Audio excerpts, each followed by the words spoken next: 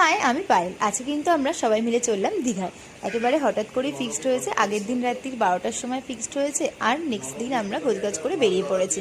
তবে গোছাতে গিয়ে একটু দেরি হয়ে গেছিলো, ওই জন্য বেরোতেও একটু দেরি হয়ে গেছে, আর পৌঁছাতেও কিন্তু অনেকটাই দেরি হয়েছিল, সন্ধে হয়ে গেছিলো। তো যাই হোক, এখানে আমরা কোলাঘাট পার করে এসেছি, ওখানে টুকটাক সবাই খাওয়া দাওয়া করেছি, খাওয়া দাওয়া করে আবার বেরিয়েছি।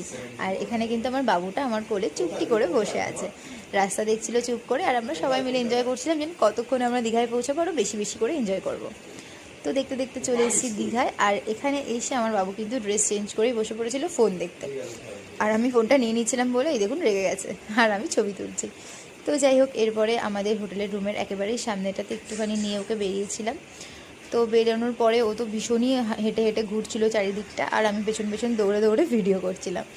আসলে ও এভাবেই মজা করে ভীষণ, সবে সবে হাঁটা শিখেছে, তো সারাদিন শুধু হাঁটতেই যায় এখন। তো যাই হোক, আপনাদের কার কার বাড়িতে এরকম দুষ্টু একটা বাবু আছে অবশ্যই কিন্তু কমেন্ট করবেন। আর ওই যে ওই গেটটার ওই পাশেই কিন্তু সমুদ্র, আমাদের হোটেলের রুমটা একদম সমুদ্রের পাশেই ছিল।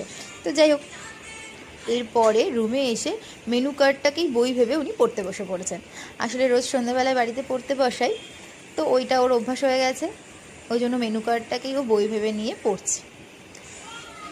পড়তে এখনও সেভাবে পারে না, কিন্তু ওই জাস্ট একটা অভ্যাস।